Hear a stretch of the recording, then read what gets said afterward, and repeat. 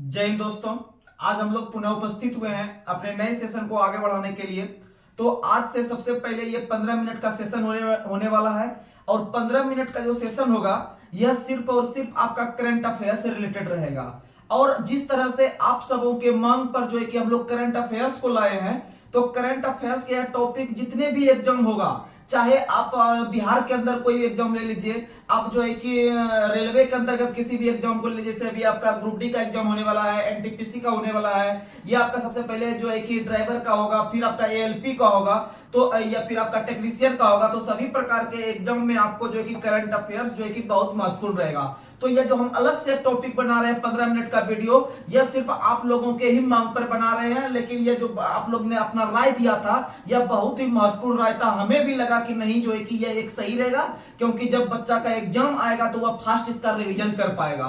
तो चलिए बिना कोई देरी किए हुए हम लोग शुरुआत करते हैं करंट अफेयर से।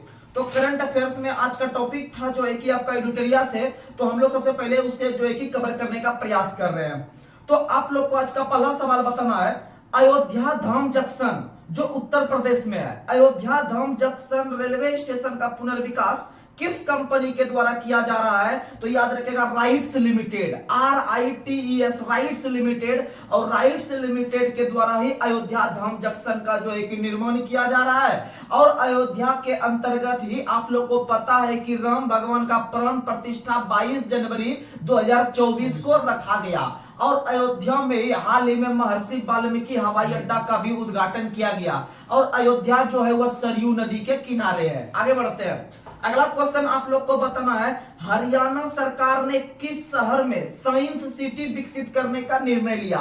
आप लोग को बता दे, आप लोग स्टैटिक जीके में भी याद करते होंगे कि हरियाणा का एक शहर है फरीदाबाद। फरीदाबाद में ही आपका साइंस रिसर्च सेंटर स्थित है। तो आप लोग को बताना है कि फरीदाबाद शहर को ही आपको हरियाणा सरकार के द्वारा आपका जो है कि साइंस सिटी के रूप में विकसित करने का निर्णय लिया। और हरियाणा के हाल ही में जो मुख्यमंत्री थे मनोहर लाल खट्टर, उन्होंने त्याग पत्र दे दिया। और त्याग पत्र दे के उसी दिन जो वहां के जो मुख्यमंत्री बने हैं वह नायाब सैनी बने, नायाब सैनी बने। याद रखिएगा नायाब सैनी, यानी वो अपने आप में नायाब है और सैनी है, यानी हरियाणा का। याद रखिएगा ये सब चीज एग्जाम में आता है। और भारत के अंदर में पहला राज्य हरियाणा ही बना है जिन्होंने पहली बार 100% अपने यहाँ जितना भी रेलगाड़ी चलता है उसको 100% इलेक्ट्रिसिटी बना दिया, 100% विद्युतीकृत बना दिया। आगे बढ़ते हैं। अगला क्वेश्चन आप लोग को बताना है, ऑस्ट्रेलिया के किस यूनिवर्सिटी ने, ऑस्ट्रेलिया के किस यूनिवर्सिटी ने भारत के गुजरात में आके पहला अंतरराष्ट्रीय शाखा परिसर स्थापित करने वाला पहला विदेशी यूनिवर्सिटी बन गया? तो याद रखिएगा Deakin University. Deakin University Australia का है, वह अपना शाखा पहली बार भारत के गुजरात में खोला है। याद रखिएगा।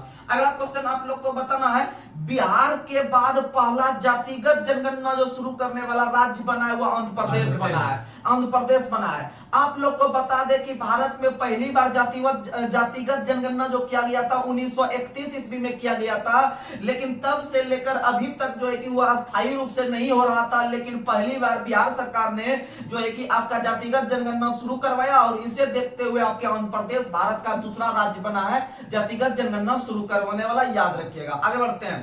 अगला क्वेश्चन आप लोग को बताना है, किस भाषा को भारत ने 9वीं शास्त्रीय भाषा के रूप में शामिल करने का घोषणा किया? फारसी को। किसे किया? फारसी को। आप लोग को बता दे कि ये शामिल अभी नहीं किया, ये शामिल करने का घोषणा किया कि आगे जो है कि हम लोग आगे जो रहेगा आपका समय उसमें हम शामिल कर सकते हैं। लेकिन आप लोग को पता है, आप लोग को हम स्टैटिक में बताते हैं कि भारत में कुल 6 ही शास्त्र भाषा है। 6 शास्त्र भाषा को ही 6 सूची में जगह दिया गया है, यानी 7वां 8वां 9वां सबको जोड़ा है। लेकिन फाइनली उसे अभी तक दर्जा नहीं दिया गया है, जब दर्जा सिर्फ 6 को दिया गया है। आप लोग को बताते हैं हम लोग की उड़ीसी हो गया, फिर आपका तेलुगु हो गया, फिर आपका तमिल हो गया, फिर मलयालम हो गया, फिर कन्नड़ हो गया, फिर संस्कृत हो गया। तो ये सारे के सारे 6 शास्त्र भाषा के लिस्ट में है। लेकिन आप लोग का बता दे कि फारसी भाषा जो मुगलों की राजभाषा थी उसे जो है कि आपका 9वीं शास्त्र भाषा के रूप में भारत सरकार आगे चल के समय में शामिल कर सकता है। ये क्वेश्चन है, याद रखिएगा। आगे बढ़ते हैं। अगला क्वेश्चन आप लोग को बताना है, अगला क्वेश्चन आप लोग बताइए, किस राज्य सरकार ने माई स्कूल माई प्राइड किस राज्य सरकार ने माई स्कूल माई प्राइड अभियान लॉन्च किया है? तो वह लॉन्च किया है आपका, याद रखिएगा, हिमाचल प्रदेश ने। किसने लॉन्च किया है? हिमाचल प्रदेश ने। और हिमाचल प्रदेश के जो वर्तमान में मुख्यमंत्री है वो ट्रिपल एस है, ट्रिपल एस, सुखविंदर सिंह सुक्खू, सुखविंदर सिंह सुक्खू। और वहां के जो राज्यपाल है हिमाचल के वो शिव प्रसाद शुक्ला है, शिव प्रसाद शुक्ला, हिमाचल प्रदेश, याद रखिएगा। आगे बढ़ते हैं। और महिला सशक्त योजना का शुरुआत भी हिमाचल प्रदेश ने, महिला सशक्त योजना का शुरुआत भी हिमाचल प्रदेश में। आगे बढ़ते हैं। अगला क्वेश्चन आप लोग को बताना है, किस देश ने ग्रीन फ्यूल्स अलायंस इंडिया पहल की घोषणा किया? वह डेनमार्क ने किया है। किसने किया? डेनमार्क ने ही आपका पहली बार ग्रीन फ्यूल्स अलायंस इंडिया, जिसे हम लोग शॉर्ट में कहते हैं GFAI का पहल का शुरुआत किया है डेनमार्क ने। और डेनमार्क अभी हाईलाइट में क्यों है आप लोग को बता दे, आप लोग को पता होगा एक संस्था है आपका जो है कि नाटो, नाटो एक संस्था है। और नाटो जो एक संस्था है उसमें से सदस्य देश की संख्या जो था अभी तक 31 था, 31 सदस्य देश था। और 31 सदस्य देश जो बना था वो आपका बना था फिनलैंड। कौन सा बना था? फिनलैंड बना था। 31वां सदस्य देश फिनलैंड बना था और 32वां सदस्य देश स्वीडन बना है। कौन बना है? स्वीडन बना है 32वां सदस्य देश, 32वां सदस्य देश स्वीडन बना है। ये आपका नाटो का हो गया। और नाटो का स्थापना 1949 में हुआ था। और वर्तमान में इसके अध्यक्ष जो है वो जेंस स्टोल्टनबर्ग है। आप लोग को बताए थे, एक ट्रिक बताए थे, नाटो यानी नाटा, नाटा आदमी को जो है जींस अच्छा से नहीं होता है, यानी नाटो का जींस करके मारिएगा, जिस ऑप्शन में रहेगा आपका सही हो जाएगा 1949 में, याद रखिएगा। आगे बढ़ते हैं। अगला क्वेश्चन आप लोग को बताना है, पाकिस्तान में आम चुनाव लड़ने वाली पहली हिंदू महिला कौन बनी? इस प्रकृति का क्वेश्चन एग्जाम में आता है, जब प्रीवियस पलटाइएगा तब आपको पता चलेगा। इसीलिए आप लोग को जितना इंपॉर्टेंट क्वेश्चन होता है करंट अफेयर्स का, आप लोग को 15 मिनट के सेशन में आप लोग को दे दिया जाएगा डेली के हिसाब से। आप लोग इसे कवर करते चलिएगा और जब एग्जाम आएगा तो उस समय जब आपका कवर रहेगा सब चीज, आपका करंट अफेयर्स, तो आपको हड़बड़ाने की जरूरत नहीं होगी। नहीं तो लोग सोचता है कि जब एग्जाम आएगा ना तो 1-2 महीना पढ़ लेंगे तो बहुत बड़ा तीर मार देंगे, लेकिन उससे कुछ नहीं होता है। जो बंदा 1 साल से पढ़ रहा है, आप 2 महीना वाला उसको क्या कर पाइएगा? कुछ नहीं कर पाइएगा। तो इसीलिए आप लोग ये समझ पा रहे हैं, आप भी एक ह्यूमन नेचर के आदमी है तो आप समझ सकते हैं कि आपको मेहनत जो करना पड़ेगा बहुत बारीकी से करना पड़ेगा। चलिए आगे बढ़ते हैं। आप लोग को बताना है कि पाकिस्तान में आम चुनाव लड़ने वाली जो पहली हिंदू महिला बनी है, अब आपको तो हम थोड़ा सा जुगाड़ से याद करवा देते हैं। अब बताइए, पाकिस्तान बहुत बड़ा मुस्लिम बहुल राष्ट्र कहलाता है, उसमें से हिंदू जाके हम चुनाव लड़ रही है तो कम बड़ा बात थोड़ी है। इसका मतलब पाकिस्तान को प्रकाश करने की कोशिश कर रहा है। प्रकाश कर जब करेगी तभी वहां सवेरा होगा, जब उसको प्रकाश देगा तभी वहां सवेरा होगा, क्योंकि वहां पर पहली महिला हिंदू जाके चुनाव लड़ रही है। तो याद रख लीजिएगा, सवेरा प्रकाश, सवेरा प्रकाश, सवेरा प्रकाश। एक को ट्रिक जाएगा तो माइंड में आप एकदम क्लिक करेगा, ऑप्शन देखिएगा। तो आगे बढ़ते हैं।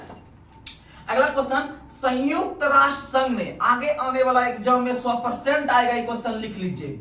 संयुक्त राष्ट्र संघ अर्थात यूएनओ ने 2024 को किस वर्ष के रूप में घोषित किया है? तो याद रख लीजिएगा, कैमल वर्ष के रूप में। कैमल, कैमल मतलब ऊंट होता है, कैमल मतलब ऊंट होता है। ऊंट वर्ष को, ऊंट के बढ़ते हुए उसके प्रसिद्धि को और ऊंट के बढ़ते हुए उपयोगिता को जो है कि हाईलाइट बनाने के लिए, उसे जो है कि आपका विकास करने के दृष्टिकोण से कि भाई ऊंट को अलग से संरक्षण दिया जाए, क्योंकि वो आम जीवन में बहुत बड़े सहयोगी हैं। तो याद रख लीजिएगा, क्योंकि उसे रेगिस्तान के जहाज के रूप में भी जानते हैं, रेगिस्तान के जहाज के रूप में ऊंट को जानते हैं। इसीलिए वर्ष 2024 के वर्ष को हम लोग जो है कि ऊंट वर्ष के रूप में घोषित किया है, याद रखने का प्रयास कीजिएगा। अगला क्वेश्चन आप लोग को बताना है, किस देश ने बच्चों के लिए दुनिया का पहला मलेरिया टीका विकसित किया है? तो याद रखिएगा, दुनिया का सबसे पहला देश कैमरून बना है। दुनिया का पहला देश कैमरून बना है। कैमरून में मो आ रहा है, मो में मलेरिया आएगा, यानी मलेरिया कैमरून, मलेरिया कैमरून। जब इस तरह से बार बार रिकॉल कीजिएगा तो एग्जाम में आएगा 100% बनेगा।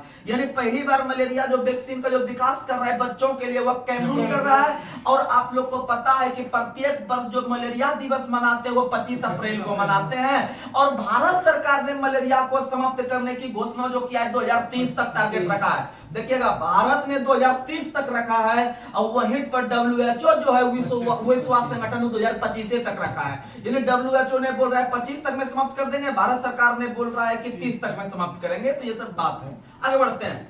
अगला क्वेश्चन आप लोग को बताना है, किस देश ने हिम तेंदुआ को किस देश ने हिम तेंदुआ को अपना राष्ट्र प्रतीक घोषित किया है? किर्गिस्तान ने। किसने घोषित किया है? किर्गिस्तान ने घोषित किया, याद रखिएगा। और भारत और किर्गिस्तान के बीच जो संयुक्त सेना अभ्यास का नाम है खंजर। क्या नाम है?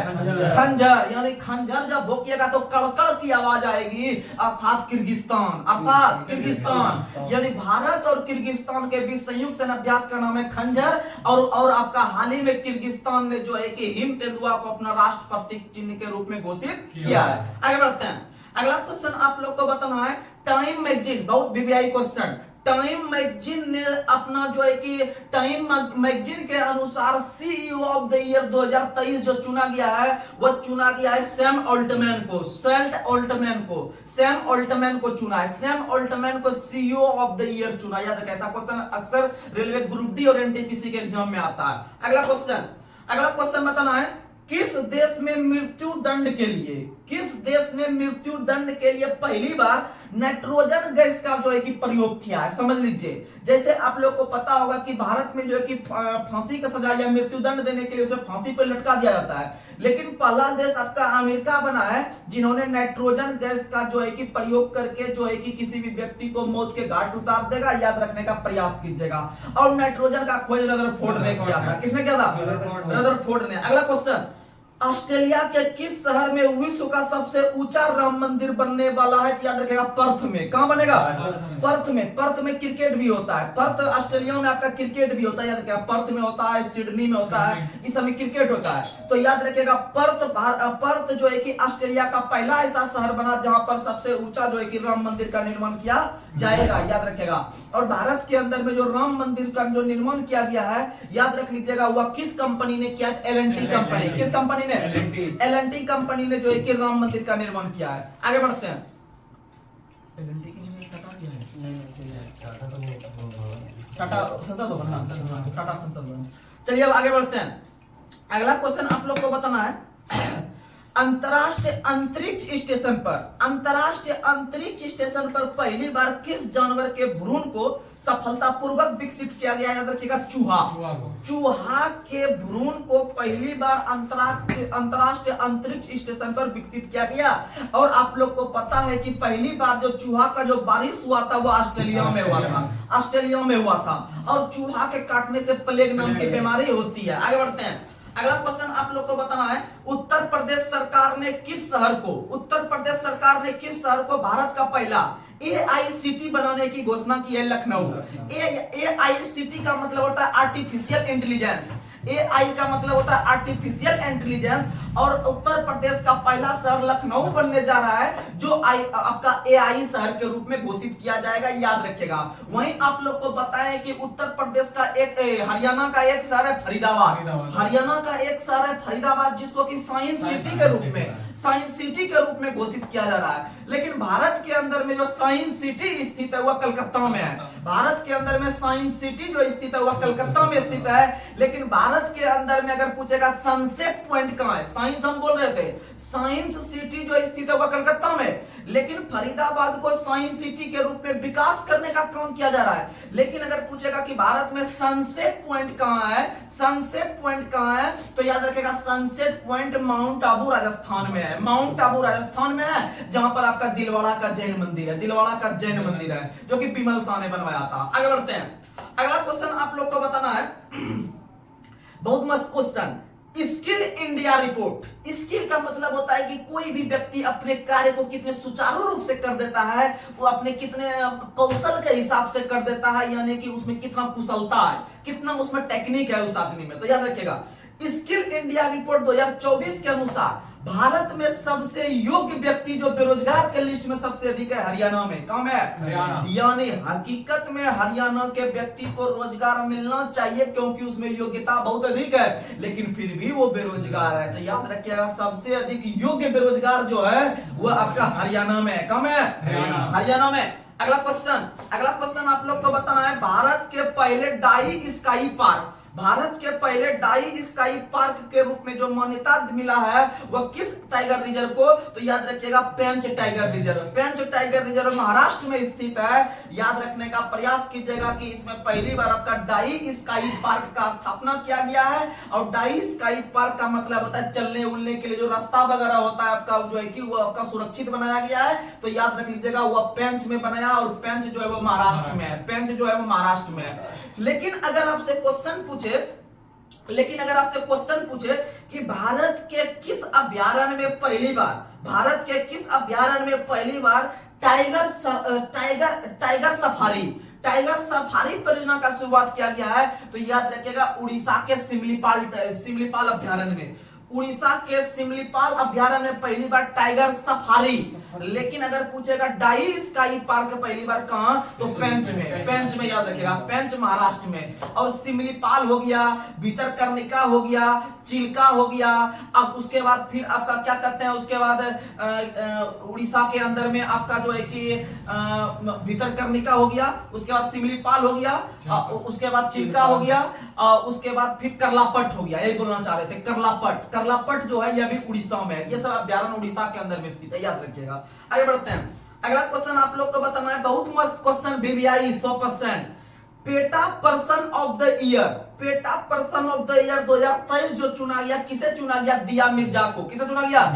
दिया मिर्जा को। और यह पर्यावरण से बहुत ज्यादा संबंध रखते हैं, तो याद रख लीजिएगा कि दिया मिर्जा को PETA person of the year के रूप में चुना गया। अगला क्वेश्चन, कोप 28 COP यानी कॉन्फ्रेंस ऑफ पार्टीज यानी कोप 28 का जो आयोजन किया गया वो आपका यूएई में किया गया। कहां किया गया? बहुत मस्त क्वेश्चन। कोप 27 याद रखना है, कोप 28 याद रखना है। और कोप 27 जो हुआ था वह मिस्र में हुआ था। कॉप 27 मिस्र में हुआ था। और कॉप 28 जो हुआ था वो यूएई में हुआ था। और आप लोग को बता दे, यूएई में जो हुआ था उसमें से आप लोग को अगर क्वेश्चन पूछेगा कि उसमें से बताइए जो है कि आप लोग को बताना है कि ग्रीन कॉप 28 का जो सम्मेलन का जो आयोजन किया गया था उसमें गेम चेंजिंग इनोवेटर अवार्ड, कोप 28 का जो आयोजन किया गया था यूएई में, उसमें से गेम चेंजिंग इनोवेटर अवार्ड का जो पुरस्कार मिला था वह अतुल शाह को मिला था। किसे मिला था? अतुल शाह। बहुत मस्त क्वेश्चन है। कोप 28 जो हुआ है वह यूएई में हुआ है। देखिएगा जुगाड़ से याद करवाते हैं। एक कोप 27 है, एक कोप 28 है। यानी 27 जो है 28 के तुलना में छोटा है। वहीं यूएई जो है नाम के हिसाब से यूएई थोड़ा सा बड़ा है, यूनाइटेड स्टेट ऑफ अमीरात, वो थोड़ा बड़ा नाम है। और मिस्र थोड़ा सा छोटा नाम है, यानी छोटा के साथ छोटा को सेटिंग करा देंगे, बड़ा के साथ बड़ा को सेटिंग करा देंगे। यानी कि कॉप 27 मिस्र हो गया और कॉप 28 आपका यूएई हो गया, याद रखिएगा। और यूएई में ही आपको गेम चेंजर अवार्ड के रूप में अतुल शाह को मिला है, अतुल शाह। लेकिन PETA person of the year जो मिला हुआ दिया मिर्जा को, याद रखिएगा। बहुत फेमस क्वेश्चन है दोनों है। अगला क्वेश्चन आप लोग को बताना है, भारत का पहला जिम्नोस्पर्म गार्डन का जो आयोजन किया गया है वह उत्तराखंड में। कहां स्थापित किया गया है? उत्तराखंड में। और उत्तराखंड में आपका जो है कि ऑरेंज फेस्टिवल, उसके साथ साथ आपका अंडूरी फेस्टिवल, तो ये सब जो फेस्टिवल का आयोजन किया गया है उत्तराखंड में किया गया है, याद रखिएगा। आगे बढ़ते हैं। अगला क्वेश्चन आप लोग को बताना है, 16वें वित्त आयोग के जो अध्यक्ष बने हैं वो कौन बने हैं? अरविंद पनगड़िया। 16वें वित्त आयोग के अध्यक्ष बने हैं, जिन्होंने एनके सिंह का स्थान लिया। और एनके सिंह 15वें नंबर के थे, उसका संबंध बिहार से था। और जो अरविंद पनगड़िया था वह जो है कि नीति आयोग के भी पहले उपाध्यक्ष बने थे, याद रखिएगा। अगला क्वेश्चन आप लोग को बताना है, भारत के सबसे लंबे समुद्री पुल का नाम क्या रखा गया है? तो याद रख लीजिएगा अटल सेतु। भारत के अंदर में सबसे लंबे समुद्री पुल का नाम अटल सेतु रखा गया है, जिसकी लंबाई 9.02 किलोमीटर, 9.02 किलोमीटर। अटल सेतु, याद रखिएगा, अटल सेतु। एक है अटल सुरंग। और अटल सुरंग जो है वह हिमाचल प्रदेश में स्थित है, जो कि रोहतांग दर्रा में स्थित है, आगे बढ़ते हैं। अगला क्वेश्चन आप लोग को बताना है, भारत का पहला ग्राफीन इनोवेशन सेंटर, भारत का पहला ग्राफीन जो होता है वह आपका कार्बन का अयस्क है। कार्बन का जो अयस्क होता है वह हीरा होता है, ग्रेफाइट होता है, ग्रेफिन होता है, फुलेरिन होता है, ये और चारकोल भी हम लोग ले लेते हैं, लेकिन ये सारा का सारा जो अयस्क है वह कार्बन का अयस्क है। तो ग्राफीन इनोवेशन सेंटर वह केरल में स्थापित किया गया है। कहां स्थापित किया गया है? बहुत मस्त क्वेश्चन है, बहुत मस्त क्वेश्चन याद रख लीजिएगा। और केरल सरकार ने ही पहली बार, केरल सरकार ने के द्वारा ही पहली बार केरल का जो हाईकोर्ट बना है वह पहली बार डिजिटल हाईकोर्ट बना है। पहली बार ई हाईकोर्ट या डिजिटल हाईकोर्ट जो बना है वह केरल हाईकोर्ट बना है। और याद रखिएगा भारत के अंदर में केरल ही हाईकोर्ट पहला हाईकोर्ट बना है जिन्होंने अपना जो डिसीजन सुनाएगा वह क्षेत्र भाषाओं में, किस भाषा में? क्षेत्र भाषा में सुनाएगा। और केरल ही भारत का पहला राज्य बना है जिन्होंने वन गांव वन आईएएस को पैदा करेगा, वन गांव और वन आईएएस को पैदा करेगा। और इंटरनेट सेवा का शुरुआत भी फ्री में जो किया है वो केरल ने किया है, केरल ने क्या, याद रखिएगा। और केरल के वर्तमान मुख्यमंत्री है पिनरई विजयन, याद रखिएगा। आगे बढ़ते हैं, चलिए अगला क्वेश्चन आप लोग को बताना है, भारत ने किस वर्ष तक कुष्ठ रोग को मुक्त करने का लक्ष्य रखा है? 2027 तक। 2027 तक कुष्ठ रोग को हम लोग कोढ़ रोग कहते हैं, और इस कोढ़ रोग का जो खोज किया था वो हैंसन ने किया था, इसीलिए कुष्ठ रोग को हैंसन रोग के नाम से भी जानते हैं, याद रखेगा, जो कि जीवाणु के द्वारा होता है। आगे बढ़ते हैं, और मलेरिया 2030, मलेरिया 2030, कुष्ठ 27। आगे बढ़ते हैं, हमारा संविधान हमारा सम्मान अभियान, हमारा संविधान हमारा सम्मान अभियान का उद्घाटन जो किया गया वह आपका उपराष्ट्रपति जगदीप धनखड़ के द्वारा। और जगदीप धनखड़ जो बने हैं उपराष्ट्रपति वो 14वें नंबर के बने हैं। कितने नंबर के? यानी राष्ट्रपति प्रधानमंत्री 15वां और उपराष्ट्रपति 14वां, याद रखिएगा, उपराष्ट्रपति 14वां। और वर्तमान में जो आपके जो बने हैं आपके महान्यायवादी वो बने हैं 16वें नंबर के, महान्यायवादी हो गया 16वां। और नियंत्रक महालेखा परीक्षक जो बने हैं गिरीश चंद्र मुर्मू वो 14वें नंबर के बने हैं। और भारत के अंदर में जो आपके आरबीआई के गवर्नर और जो आरबीआई के गवर्नर के साथ साथ और जो आप लोग को पता है कि भारत के जो मुख्य चुनाव आयुक्त हैं राजीव कुमार वो भी 25वें नंबर के हैं, वो भी 25वें नंबर के हैं। और भारत के अंदर में जो आपका सुप्रीम कोर्ट के जो मुख्य न्यायाधीश हैं वो 50वें नंबर के हैं, डीवाई चंद्रचूड़, याद रखिएगा, चंद्रचूड़ साहब 50वें नंबर के हैं। ये सब क्वेश्चन था। तो चलिए आज का लास्ट सवाल आप लोग को करंट अफेयर्स में बताइएगा आप लोग। तो आप लोग का लास्ट सवाल कमेंट बॉक्स में आप लोग इसका जवाब दीजिएगा। तो इस तरह से धीरे धीरे जो है कि आपको करंट आराम से जो है कि एडिटोरिया का स्पीडी का एक नंबर से कवर करवा देंगे, आप टेंशन नहीं लीजिएगा। और जिस दिन आपका एग्जाम देने जाइएगा देखिएगा कि वहां पर सीनियर सब लड़का जो है कि इसको स्पीडी को पढ़ते रहता है और एडिटोरिया को पढ़ते रहता है, जल्दी जल्दी पलटाते रहता है कि कौन सा एग्जाम में आएगा। तो आपको वो हड़बड़ी नहीं करना है, आपको पहले ही पूरा माइंड में बात फिट करवा दिया जाएगा समय रहते हुए। इसीलिए आप एक बार भरोसा किए, भरोसा पे उतरेंगे हम जरूर। तो आप लोग जो है कि बिना किसी संकोच का आप लगातार अधिक से अधिक अपने दोस्तों को इस चैनल पे जोड़ने का प्रयास कीजिए। जिस तरह से आप सबों के समर्थन से हमारा चैनल या आप सबों का चैनल जो इतना फास्ट ग्रोथ कर रहा है, बस हमें जो है कि इसी चीज की खुशी मिलती है कि आप लोग हमें इतना प्यार दे रहे हैं छोटे से चैनल पे। और यह समझ लीजिए कि किसी भी व्यक्ति में असीम प्रतिभा होती है ऊपर जाने की, बस उसे पहचानने की जो है कि उसमें से रहती है देरी। तो इसीलिए समझ लीजिए कि आप हमें सपोर्ट कीजिए, हम भी आपको इस तरह से प्यार दे रहे हैं, इतना कंटेंट दे रहे हैं। तो ये आप समझ लीजिए, एक बार दो बार आप लोग इसे पढ़िएगा, इस वीडियो को आपके माइंड में डेली हम रिकॉल करवाएंगे, अलग से वीडियो आप लोग के बात पर हम लाए। तो चलिए आज का लास्ट सवाल जो है कि आप लोग जो है कि कमेंट बॉक्स में कमेंट कीजिएगा। तो आप लोग को बताना है कि किस भाषा को भारत सरकार के द्वारा 9वीं शास्त्र भाषा के रूप में जोड़ने का काम करेगी। तो आप लोग इसका जवाब जो है कि कमेंट बॉक्स में दीजिएगा। आपका कमेंट का हमें इंतजार रहता है। आप लोग इस चैनल को अधिक से अधिक ग्रोथ करवाने का कोशिश कीजिए। तो चलिए आज हम अपने सेशन को यहीं तक समाप्त करते हैं। तब तक के लिए जय हिंद, जय भारत।